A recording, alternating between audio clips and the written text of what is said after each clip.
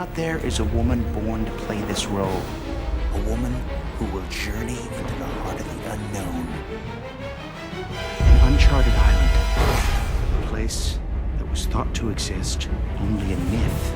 Wall! There's a wall ahead!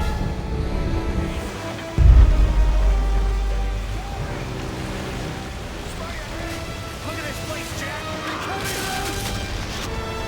Hey, Jack, you gave us a fright.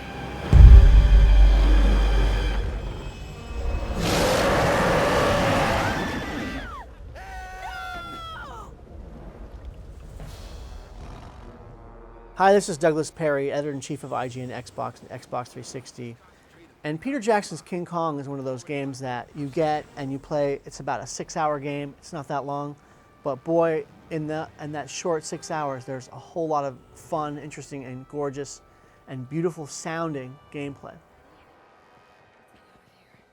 Peter Jackson's King Kong is based on the movie, so the story takes place in the 30s. It follows a director and his crew that go to Skull Island, this off-the-map island that has not been affected by time, so there are dinosaurs and giant gorillas and all sorts of crazy insects on the island, and it's a perfect place for a video game to take place and a movie. First of all, it's a mixture. There's a third-person perspective, which is where you actually play as King Kong. That's only about 20-25% of the game.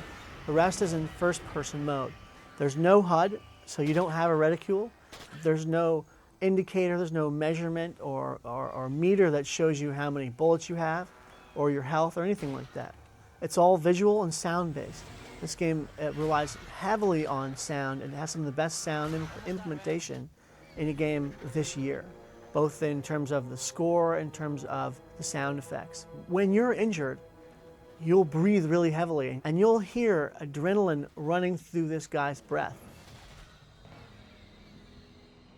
You play as Jack Driscoll, and when he runs and he's scared, you feel it. That breath is an indicator of how much life you have, as well as when you get bitten or hurt, the screen turns red. The other thing that really blows you away in terms of sound is the sound of the animals, of the creatures themselves. When the V-Rex comes on, that thing is loud, it's piercing, and it hits you right to the bone, and you want to get the hell out of there. Visually, the game is very good. It doesn't really matter which system you have, the GameCube, the PS2, PC, Xbox, or Xbox 360.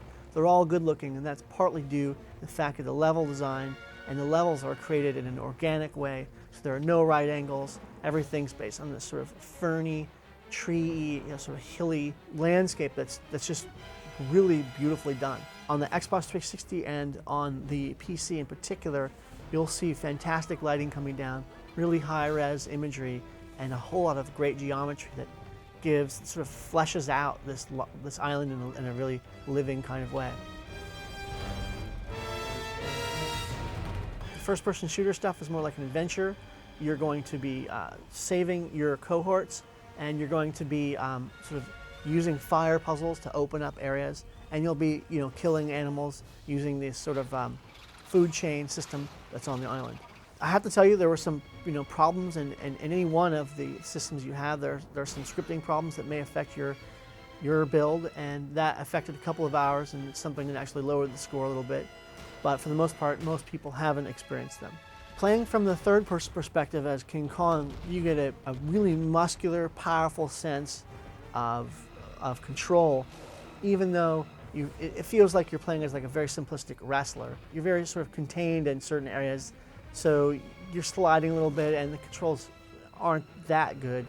And it's simple, you're King Kong, you basically, break the backs of V-Rexes and snap their jaws and throw little dinosaurs off of cliffs.